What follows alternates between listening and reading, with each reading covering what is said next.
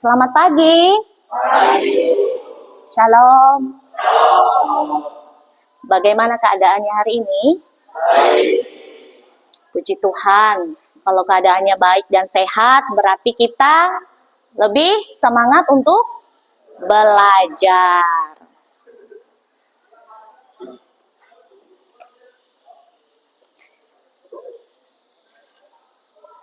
Seperti biasa, sebelum kita memulai kegiatan belajar mengajar kita, alangkah baiknya kita mengawalinya dengan berdoa. Siapa yang mau memimpin kita berdoa untuk hari ini?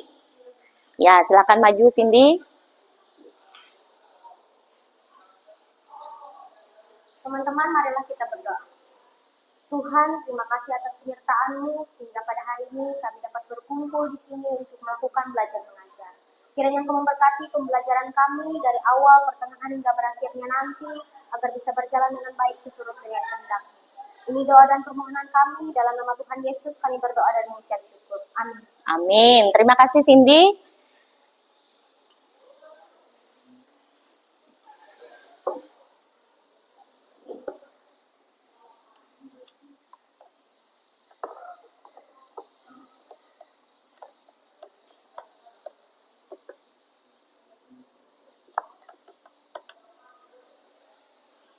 Ibu absen dulu. Benaya Niko,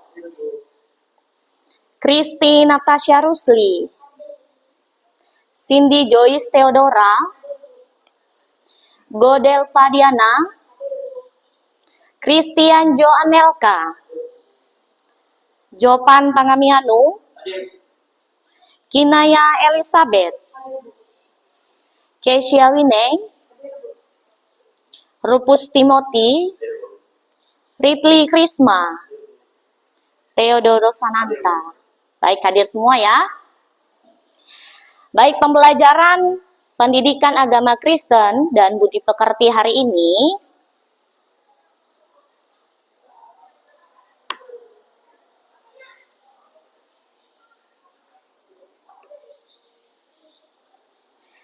materi yang akan kita pelajari hari ini berperan aktif mencegah kerusakan alam. Adapun tujuan pembelajaran kita pada hari ini yaitu melalui kegiatan proyek, peserta didik mampu mengidentifikasi berbagai bentuk tindakan manusia yang merusak alam dan merancang serta mempresentasikan solusi kreatif untuk mencegah perusakan alam sebagai wujud tanggung jawab iman Kristen. Jadi tujuan pembelajaran dari materi kita hari ini adalah siswa harus mampu mengidentifikasi apa saja bentuk dari tindakan manusia yang merusak alam, kemudian merancang dan mempresentasikan solusi kreatif apa yang bisa dilakukan untuk mencegah perusakan alam sebagai wujud tanggung jawab iman Kristen kita. Nah, jadi sebelum kita masuk lebih dalam lagi mempelajari materi ini, Ibu ajak kita bermain dulu. Nah, di dalam permainan ini melatih konsentrasi siswa. Boleh berdiri dulu? Boleh berdiri dulu? Nah, permainannya adalah tangannya dikepalkan, kemudian saling berhadapan dengan teman sebelah, tangannya dikepalkan diselang-seling dengan temannya. Oke, sebelum nanti ibu akan kasih instruksi atau clue-nya. Kalau ibu bilang up, tangannya harus ke atas. Kalau ibu bilang down, tangannya ke bawah. Oke, sebelum mulai, supaya otot-ototnya tidak tegang, digoyang-goyang dulu. Iya. Oke, sudah siap? Oke, kita mulai. Up. Down. Up. Up. Up. Down. Up. Down. Down. Down. Up. Oke, boleh goyangkan kembali tangannya. Iya, tepuk tangan untuk kita semua. Oke, boleh duduk kembali. Silakan duduk kembali. Baik, sebelum Ibu jelaskan materinya, kita simak dulu satu buah video. 5 macam kerusakan lingkungan hidup akibat manusia. Tanah longsor disebabkan oleh pertambangan batuan tanah, erosi air, daya gravitasi, peningkatan kandungan air dalam tanah karena kegiatan manusia. Yang kedua, banjir. Banjir bisa disebabkan oleh 2 faktor. Pertama, karena curah hujan yang tinggi, luapan air sungai. Oke, minggu kemarin kita sudah membahas tentang materi bagaimana Allah menciptakan keindahan dan menciptakan alam dan keindahannya. Tetapi pada materi ini kita akan melihat bagaimana manusia berperan aktif dalam mencegah perusakan alam, membawa dampak negatif bagi kehidupan manusia di bumi. Nah, pertanyaannya, menurut kalian apa yang kalian ketahui tentang perusakan alam?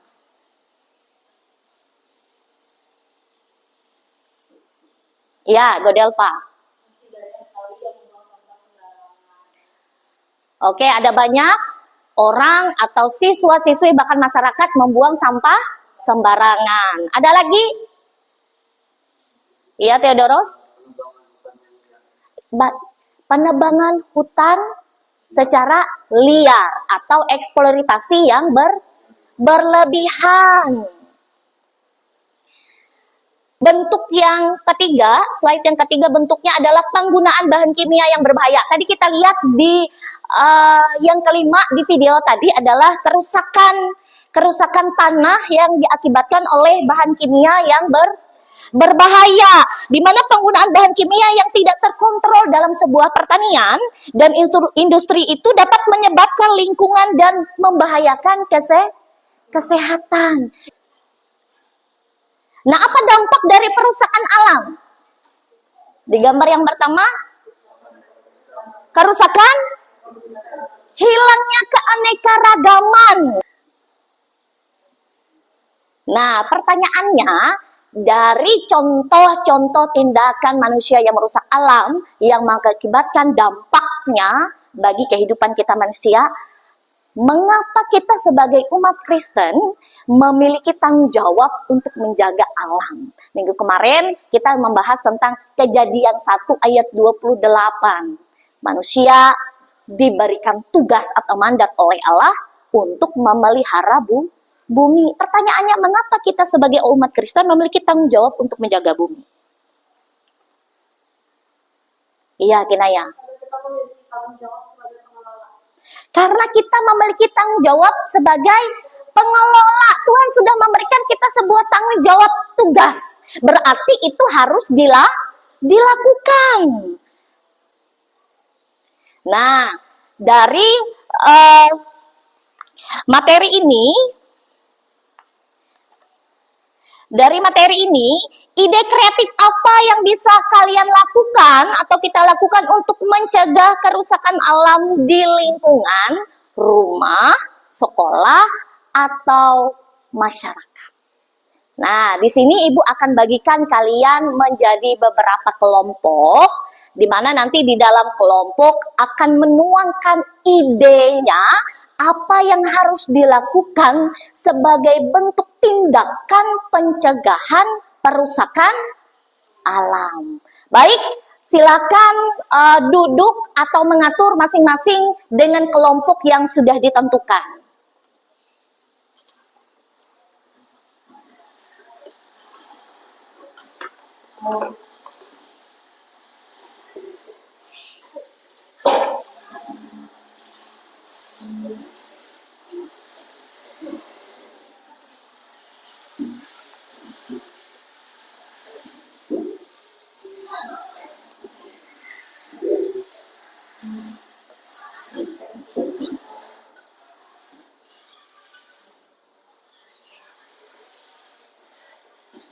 Ini ada lembar kerja siswa, kalian boleh menuangkan ide kreatifmu, apa saja rencana kalian atau ide kalian dalam sebuah tindakan nyata sebagai remaja Kristen untuk mencegah perusakan alam.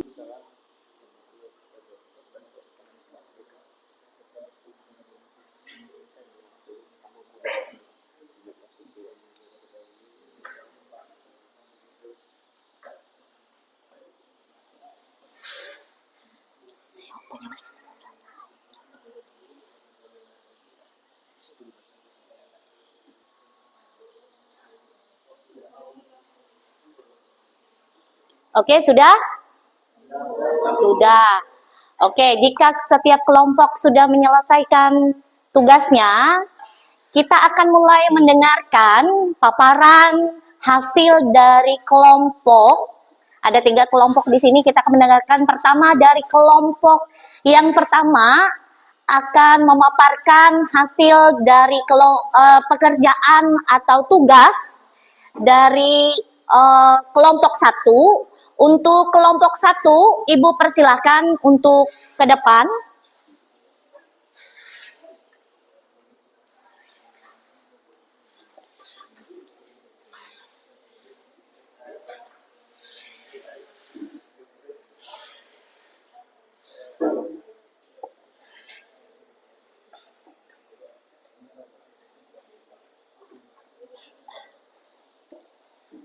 Oke, boleh geser ke sini ya. Ya, silakan untuk kelompok 1. Ya, selamat pagi teman-teman semuanya. Ini kami mempresentasikan hasil dari diskusi kami, proyek yang akan kami buat untuk mengurangi atau membuat sebuah perubahan di lingkungan yang ada di tempat kita ini.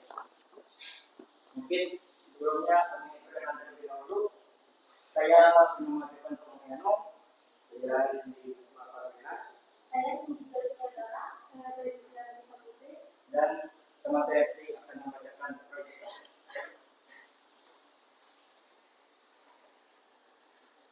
Ya, kelompok kami bernama Pandawara. Bagus sekali nama kelompoknya. Yang pertama, menentukan pertanyaan esensial. Fokus masalah kerusakan alam yang kami pilih adalah sampah plastik, bagaimana pemahaman kita sebagai umat Kristen tentang tanggung jawab pengelolaan kita. Dalam pasal 1 ayat 28 dapat memotivasi tindakan kita untuk mengurangi dampak buruk sampah plastik di lingkungan sekitar. Yang kedua, merencanakan proyek. Judul proyek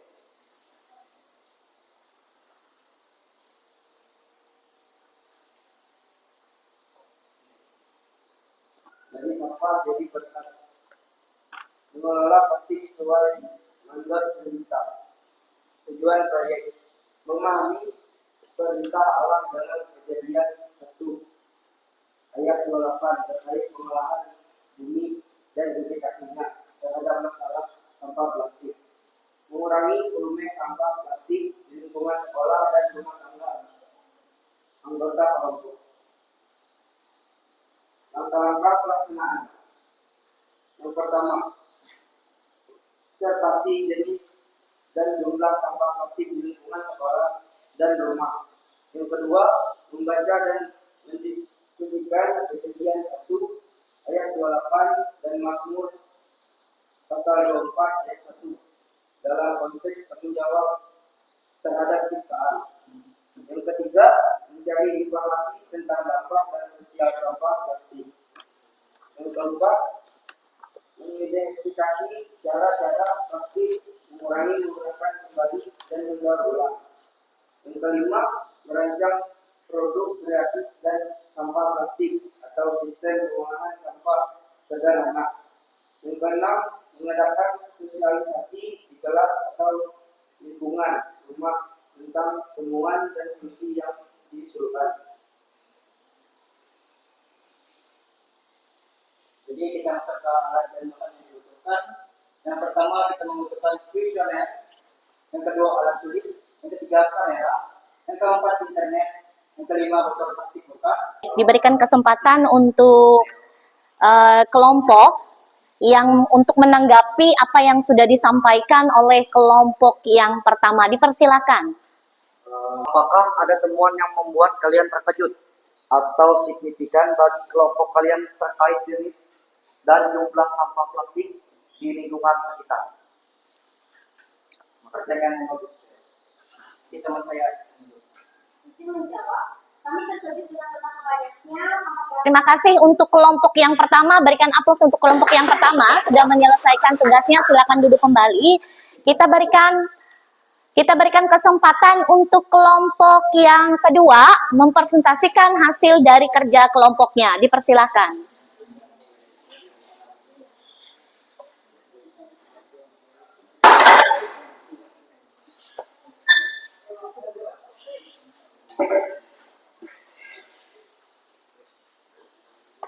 Situ.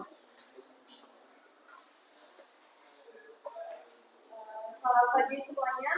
Jadi pada hari ini kami mempresentasikan hasil dari tugas kami. Kami dari kelompok pemulia yang beranggotakan anak sekolah. Saya tidak bisa berkenan yang malam. Saya Benjamin Christian. Saya Lydia Bene. Saya Christian Jonata. Jadi fokus masalah kerusakan alam yang kami pilih adalah fokus masalah polusi air. Rencana proyek, judul proyek, air kehidupan tanggung jawab kita, aksi menjaga kebersihan sumber daya air. Tujuan proyek, mempelajari pentingnya air dalam perspektif habitat dan kehidupan, mengidentifikasi potensi sumber polusi air di lingkungan sekitar, mengembangkan solusi sederhana dan etis untuk mengurangi polusi air berdasarkan nilai-nilai Kristen. Langkah-langkah pelaksanaan: 1. Observasi kondisi sumber air terdekat, baik itu sungai, selokan, ataupun sumur. 2. Mencari ayat-ayat Alkitab yang berbicara tentang air. Yang ketiga, wawancara warga tentang kebiasaan penggunaan air dan pembuangan pipa. 4. Mencari informasi tentang penyebab dan dampak polusi air. 5. Merancang cara sederhana untuk mencegah atau mengurangi polusi dengan tingkat rumah tangga atau komunitas. 6. Mengadakan aksi bersih-bersih di sekitar sumber air. Jadi alat tindakan yang dibutuhkan yaitu alat tulis, buku, catatan, kamera, alat berukur sederhana, botol air, kain, alat aktif, pasir, dan lithium. Jadi kami menargetkan waktu penyelesaian dari proyek kami ini yaitu selama 2 minggu. Dan ada hasil observasi atau informasi yang kami kumpulkan. Yang pertama, kondisi air di beberapa tempat terlihat tercemar oleh sampah dan limbah. Yang kedua, ada beberapa warga masih mencuci atau membuang limbah langsung ke sungai di sekolah.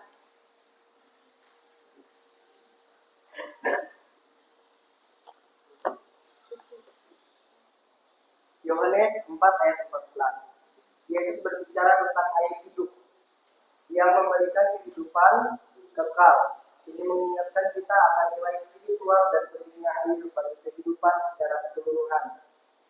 Keluaran 7 ayat 12. Kisah tentang tulah di Mesir menunjukkan bagaimana air bisa menjadi berkat atau hukuman,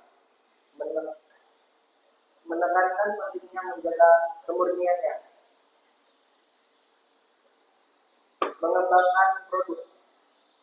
Deskripsi produk atau secara rencana aksi kami. Yang pertama, sosialisasi door to door.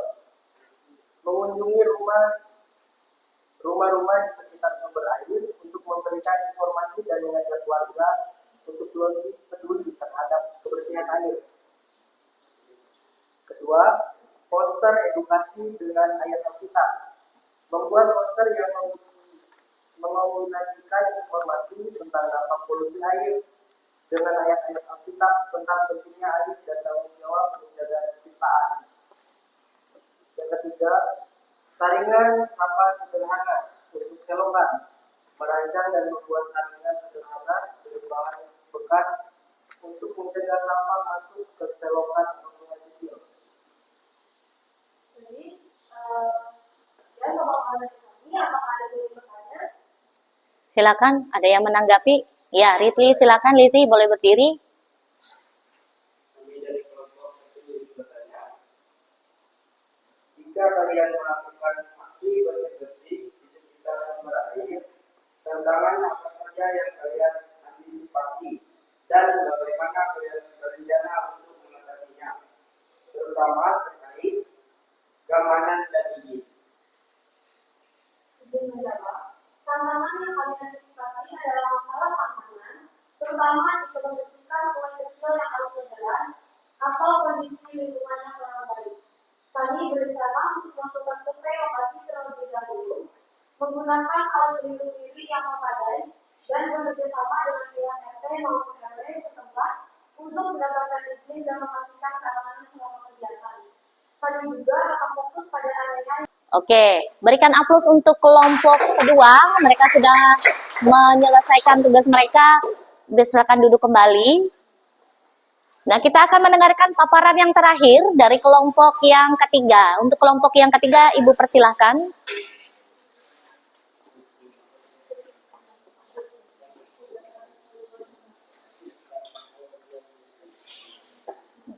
Ada ke sini.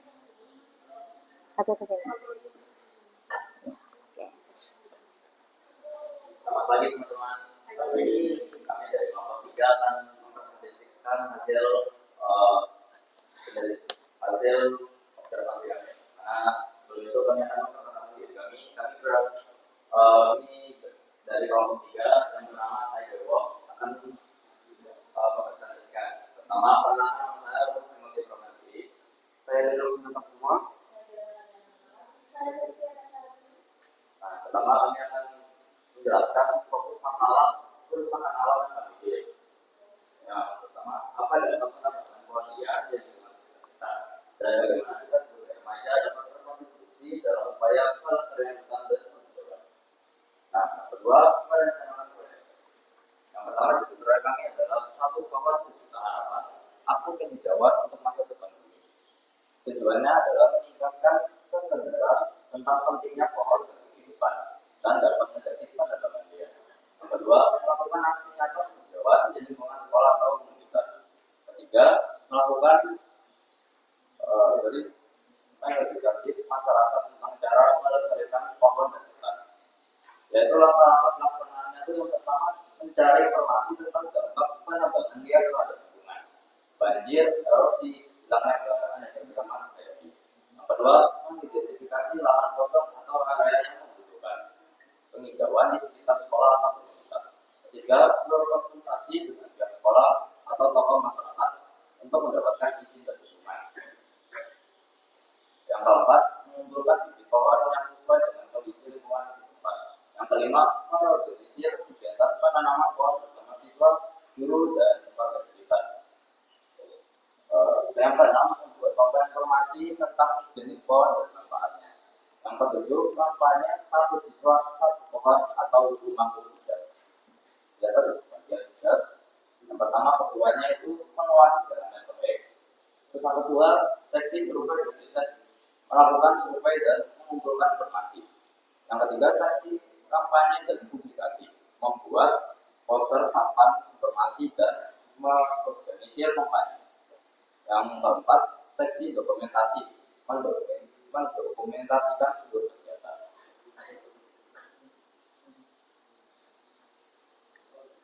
Baik, yang selanjutnya adalah alat dan bahan yang dibutuhkan. Informasi tentang dampak penanaman liar, peta lokasi penghijauan, bibit pohon, alat berkebun, seperti sokok, cangkul, dan ember, pupuk organik, air, papan, informasi, dan bahan kampanye. Terus, yang selanjutnya melaksanakan penyelidikan hasil informasi beberapa area di sekitar sekolah atau komunitas terlihat bersama dan kurang pepohonan. Yang kedua, informasi tentang peran pohon dalam menghasilkan oksigen, menyerap karbon dioksida, dan mencegah erosi. Dan yang selanjutnya, dampak negatif penambangan liar terhadap keseimbangan ekosistem dan kesetiaan air.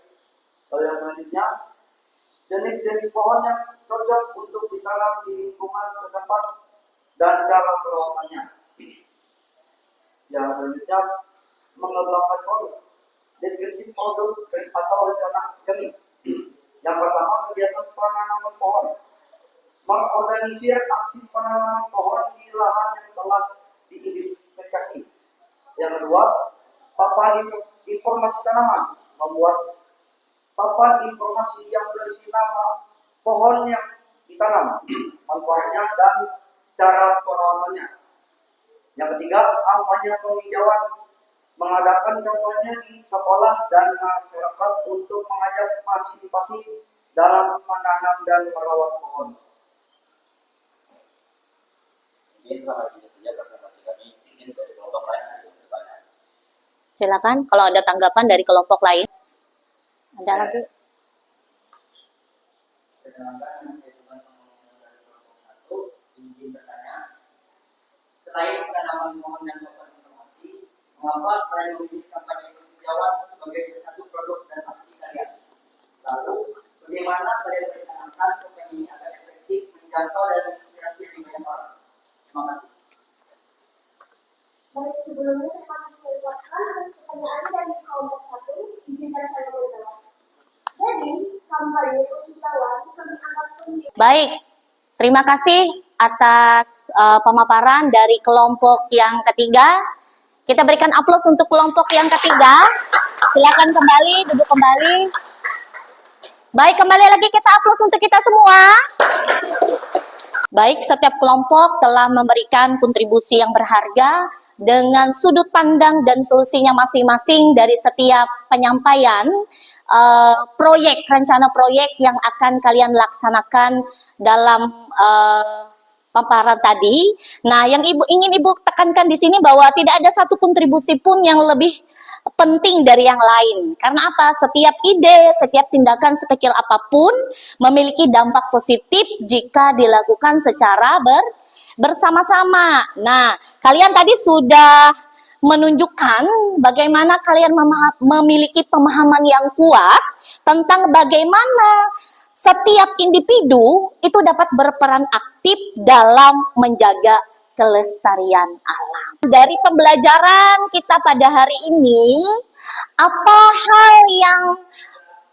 hal penting yang kamu pelajari tentang bagaimana tindakan manusia dapat merusak alam?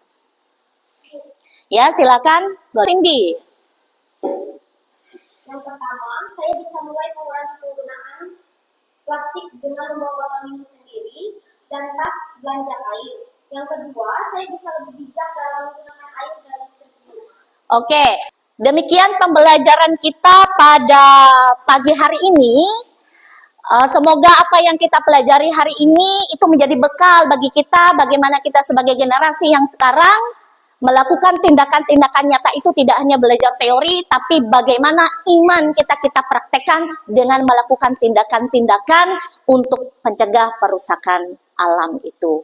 Nah, untuk mengakhiri pembelajaran kita pada pagi hari ini, kita berdoa dulu. Mari kita bersatu di dalam doa, kita berdoa. Tuhan, kami mengucap syukur dan berterima kasih atas anugerah kesempatan Tuhan nyatakan bagi kami semua di tempat ini, sehingga proses belajar mengajar kami boleh berjalan dengan baik dan lancar, semua karena anugerah dan kebaikan Tuhan di dalam hidup kami. Ya Tuhan, kiranya apa yang kami pelajari hari ini boleh menjadi teladan, boleh menjadi sesuatu hal yang bermanfaat bagi kehidupan kami, bahwa tindakan kecil apapun yang kami lakukan itu adalah bentuk iman kami kepada Tuhan, bahwa kami berterima kasih atas pemeliharaan Tuhan melalui alam yang boleh kami nikmati dan rasakan di dalam kehidupan kami. Ya Tuhan, berkati kami semua yang akan melanjutkan aktivitas kami masing-masing. Kiranya Tuhan terus memberkati kami hingga kami boleh menjalani kehidupan kami sepanjang hari ini dengan baik. Di dalam dan oleh Yesus Kristus kami berdoa dan mengucap syukur. Haleluya. Amin. Demikian pembelajaran kita hari ini. Boleh dikemas buku-bukunya dan boleh istirahat. Selamat pagi, Tuhan Yesus memberkati.